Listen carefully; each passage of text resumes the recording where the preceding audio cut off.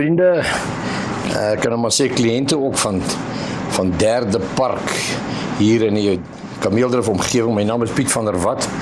Ek verteenwoordig Derde Park hierso en ek het 'n geruime tyd al 'n gedagte gehad om 'n podcast te begin waar ons 'n lekker gesprekke, geselsery wil hê vir 'n tydjie. Ons moet nie baie ure noodwendig nie. As dit waardevol is, sal ons dit langer en langer maak, maar ons wil algemene gesellige gesprekke voer.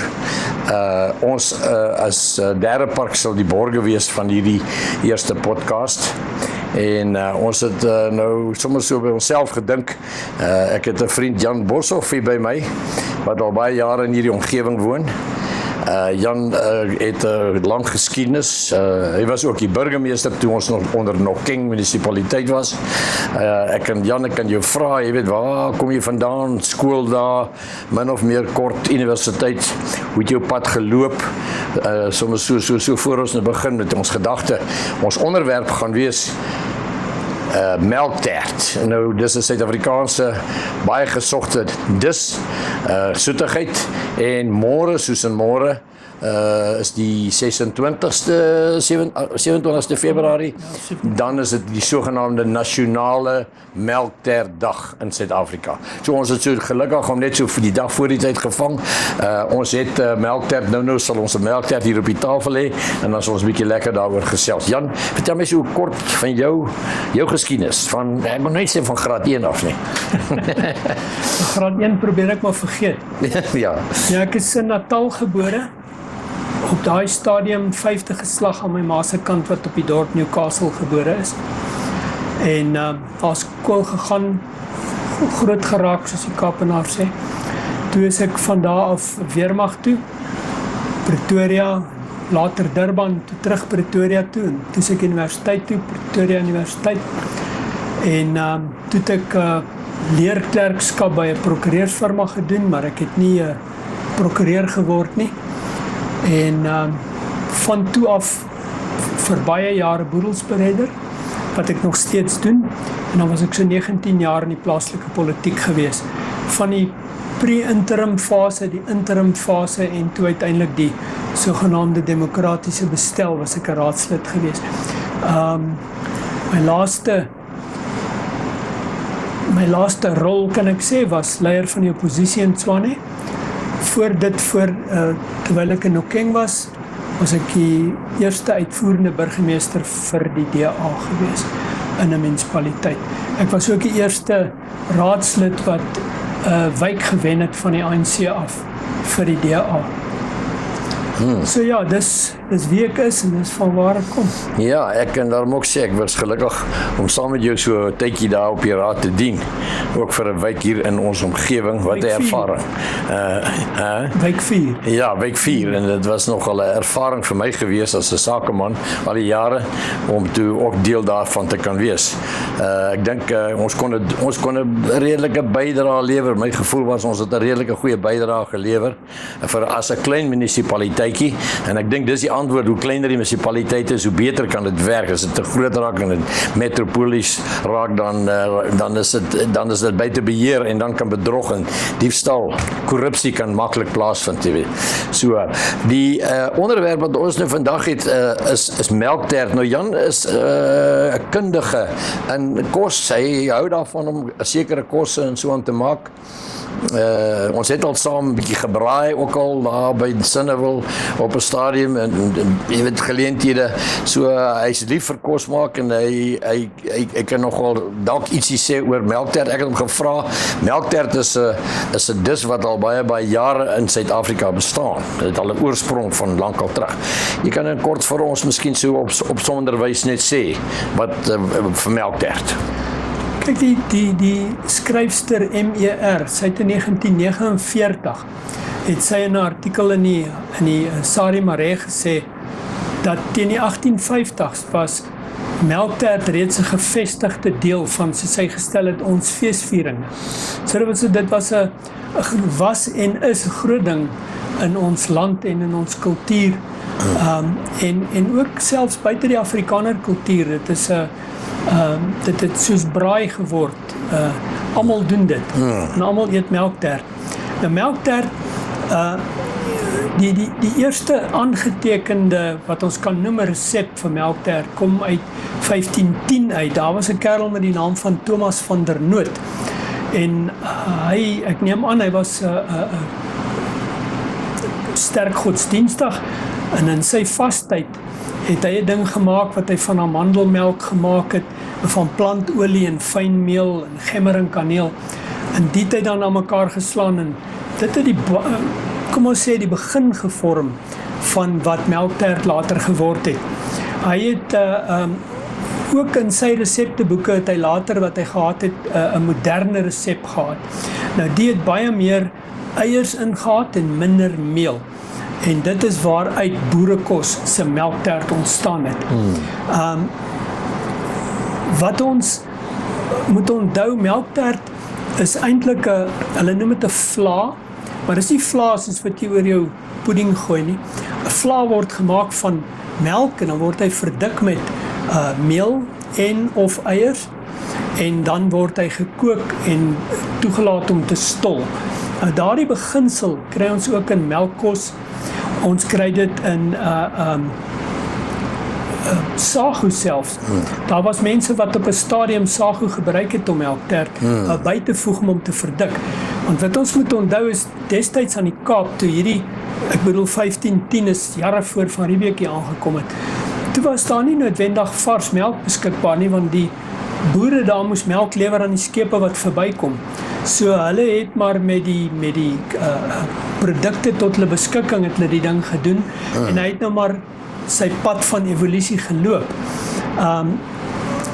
Ons moet onthou dat meel en amandels, wat ons van gepraat het, is 'n byvoegsel gewees tot 'n ou Romeinse vla. So hierdie ding kom duisende jare terug, die grondwortels van melktert.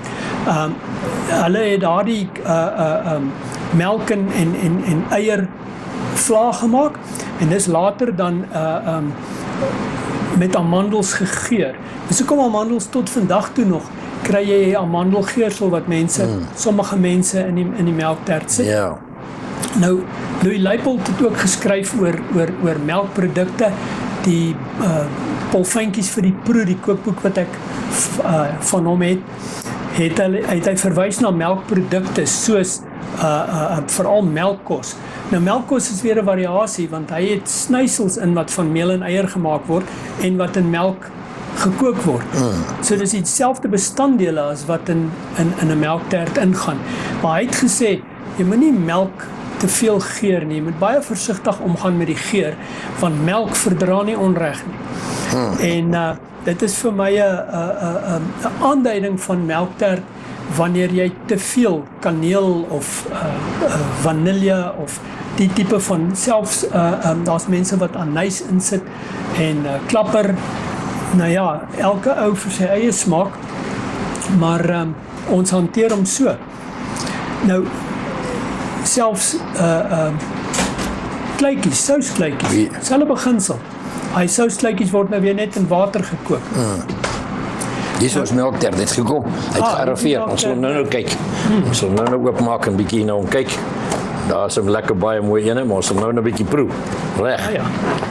Nou die meeste mense, daar's twee basiese korse wat jy gebruik, en dan natuurlik 'n derde ene is dat daar glad nie 'n kors gebruik word nie, maar jy kry mense wat klapperkoekies breek en dit in die basis sit met botter, en jy het 'n ander een waar die botter en die meel ingevry word en letterlik gesmeer word in 'n tertbak, baie dun, en dan word dit blind gebak, met ander woorde hulle bak dit met iets binne in wat keer laat hy nie opstaan nie, en dan word hierdie vlaamengsel of hierdie custard soos hulle dit noem, word dan daar ingegooi. Maar die tradisionele een, meer bekend, die tradisionele een is een wat met skilferkors gemaak word. Nou van hierdie tannies op die bazaars, hulle het uitgehang met hulle skilferkors. Partykeer was die skilferkors wat buitekant die tert was groter geweest as die stukkie tert binne in die middel. Maar daar's een ding wat jy nou nie meer maklik moet voeter nie, en dit is mense se resepte. Jy gaan nie vir 'n ou vertel sy ouma Katie se melktert was nou nie tradisioneel gewees nie. Hy sal vir jou 'n paar goed vertel van tradisie wat jy nog nie gehoor het. En so is daar letterlik, ek het letterlik honderde verskillende resepte wat ek na gekyk het en gesien het terwyl ek nou vir jou gaan kyk het na die goed wat mense gemaak het. Maar as jy vat skilfer deeg, kom uit die tyd uit, daar was 'n Italianer gewees, Bartolomeo Scapi. Hy het filodeeg gevat en hy het varkvet gesmelt en tussenin gesmeer en dan het dit nou so gepak en dan het dit toegevou en uitgerol soos wat hulle nou maar skilverdeeg maak. Nou, ek sou nou nie varkvet aanbeveel vir 'n fyn gereg soos 'n melktert nie, maar dit was die voorloper gewees en dan in 1653 het 'n Fransman die eerste wat ons van weet, skilverdeeg resep gemaak wat hy die skilverkors soos ons hom vandag ken gemaak het. Nou party mense sal vir jou sê jy gebruik as hulle praat van smeermiddel, margarien of plantolie of ek is 'n bietjie tradisioneel daarvoor, botter. Botter, ja. Goed, beter botter.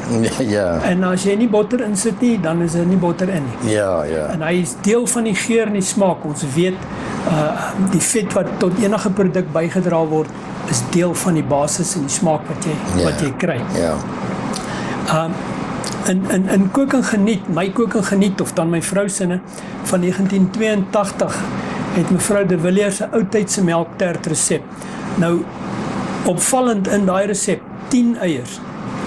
10 eiers met botter. En die gekoopte deeg wat jy koop vandag, ek sou dit nie aanbeveel nie, hy is kunsmatig en omdat botter so duur is, sit hulle dit nie daar nie, maar vir 'n dag soos melktert, nasionale melktertdag, doen 'n bietjie moeite, kry botter, sit hom maar in, jy proe die verskil. Dan is nou van hierdie honderde jare wat hierdie resep nou al loop, mevrou Villiers was 'n ikoon op haar tyd gewees, as sy gepraat het en die mense geluister. Maar daar het toe nou 'n nuwe ster op die horison verskyn met die naam van Jan Hendrik van der Westhuizen. Jan Hendrik doen niks konvensioneel nie. En in sy resepteboek wat ek het, moet jy maar die prentjies kyk, want alles is in Frans geskryf. As jy die resep soek, dan kry jy hom nou uiteindelik in deesdae nou in Afrikaans geskryf. Iets wat ek ook baie trots is op is, Jan Hendrik skryf Afrikaans en hy gee hulle in Afrikaans uit sy kookboeke, ook in Engels. En hy het gesê, dit sal hy doen, al verloor hy op die Afrikaanse uitgawes. Ja. Ek glo nie, hy doen nie, maar dit het nou niks met die saak te doen nie. Ja. Nou wat hy doen is, hy bak ook sy kors blind, soos hulle sê, bak hom klaar, dan maak hy die melktert bo-op, hy geur met vanille, maar liggies, hy gebruik pele, so dis nie 'n essence wat hy gebruik nie. En dan, wanneer hy klaar is en hy het nou geset, dan maak hy geposeerde vrugte, kwepers en pere, poseer hy in hanepootwyn of muskadel, en die stroop word dan 750 milliliter so wyn, so hy speel nie. Ja. Dan word dit nou gedreineer en dan net voor hy opdien, dan sprinkel hulle, strooi hulle 'n bietjie kaneel op, hy sit die vrugte op, en ek het ook gesien, daar's ander mense wat dit ook doen, dis nie al nie. Dan Hendrik het dan by dit sit hy 'n karamel sousie, en wat hulle noem wafers, sulke koekies wat hy bak, ook met 'n karamel. Nou, 'n bietjie van my persoonlike ervaring, ek onthou 'n kinderdae op die plaas Doornfontein, waar my tak van die familie, se familieplase was. Dan het ons Kersfees, as jy daar in die huis, en die tantes is besig om te bak, en daai reuk van daai kaneel en die geure en alles hang so in daai huis, en ons het daai jare was dit nie iets wat jy elke dag gekry het nie. Om die waarheid te sê, koek was nie iets wat jy elke dag gekry het. So, ons het uitgesien na daai melkterte. Dit was groot met hierdie skilverkorse en 'n donsige sag binnekant, wat net was net uit 'n ander wêreld gewees. Miskien onthou ek dit as kind nou beter as wat ek dit moet onthou, maar dis hoe dit vir my was. Nou vandag baie resepte het kondensmelk in wat hulle gebruik. Gewoonlik 'n blik kondensmelk met 3 blikke water. En dan natuurlik nou maar 'n bietjie die eiers om die vla, die basis dikker te maak. En maar die punt is, hulle het dit met poeiermelk gemaak. Ek onthou die blikke poeiermelk wat daar op die eetkamertafel staan, ja. En interessant genoeg, C. Leipold, as hy 'n resep gemaak het waarin hulle melk gebruik het, dan het hy melkpoeier gebruik. Ja. Hy het dit verkies. Hy het gesê al melk wat jy andersins kan gebruik, is daai wat daar op die plaas gemelk word en wat hulle in die kombuis indra en kan begin kook. Dis reg, hy moet absoluut vars wees, want melk kan gou smaak ontwikkel, ja. Nou, net om te wys hoe belangrik melktert in ons huis is, daar word vandag seker 20 melkterte gebak vir môre. En nou nie alles vir my nie, maar daar word groot melktert gebak. En in my vrou se kookboek, haar kook en geniet, met al daai resepte daarin, sy het boeke vol ander resepte. Maar in die kook en geniet, heel agter op die wit bladsy, is haar ma se melktert resep geskryf. Pragtig, ja, dit is fantasties. Maar ek moet voorstel ons moet 'n bietjie uitruil, 'n bietjie een van daai en een van die. Dan toets ons 'n bietjie vir interessante die smake. Want hierdie melktert van ons op 'n stadium met die ons sê, "Jo, maar is duur." Toe sê ja, met wat alles daarin gaan. Jy weet jy kan hom natuurlik net so mooi soos enige ander een maak, maar hy het nie die regte smaak nie. So ou moet niks terughou in terme van die smaak wat jy bysit nie. Nee, en my oupa, daai selfe oupa Boshoff van my het altyd gesê, diergoed is nie altyd goed nie, maar goeie goed is altyd duur. Ja. En 'n mens moet dit maar onthou wanneer dit by kwaliteit kom. Ja. Ek het hier my tante se resep wat hulle daar op die plaas gebruik het, maar nie met die melkpoeier nie, want vars melk was natuurlik nou beter beskikbaar gewees later. Ja. Maar hierdie resep is seker 'n goeie 50 jaar oud plus. Ja. En wat interessant is, en ek het dit in baie ander resepte gesien, die bestanddele word geskryf vir die vulsel en vir die kors. Maar hulle sê nie of die kors gebak word voor die tyd en of hy hoegenaamd gebak word en of die melktert gebak word, want hulle het geweet. Hierdie was huiskos gewees. Dit is so goed soos jy vir hulle gevra toe bak jy eier. Hulle het geweet toe bak jy eier, hulle het geweet toe maak jy melktert. Ja. En ek het dit in baie ander resepte ook gesien. Is dit? Daar's van melktert wat jy glad nie bak nie, tot melktert wat 45 minute gebak word. Tjoe, ja. Ja, en melktert, daar's mense wat sê, bronne wat sê, melktert het ook ontstaan uit kaaskoek uit. En dan is daar resepte vir meer moderne melkterte waarin maaskaas gebruik word. So dit is 'n baie interessante prentjie en wat letterlik oor duisende jare met ons gekom het en dan die laaste 550 jaar eintlik beslag gevind het in Europa by ons voorouers en wat dit dan Afrika toe gebring het. En hier het ons dis 'n interessante ding daai. Ek is bly julle maak self nou 'n bietjie daar by die huis, dat is nou tog 'n bietjie kyk hierdie melktert wat ons nou vanoggend hier geproe het, was baie lekker geweest. Ja. En ons kry goeie terugvoering hierso by Derde Park se bakkery. Dit is regtig goeie kwaliteit. Is jammer Nikas nie dat ek haar kan vra waar uit bestaan ons en hoe word hy gemaak nie.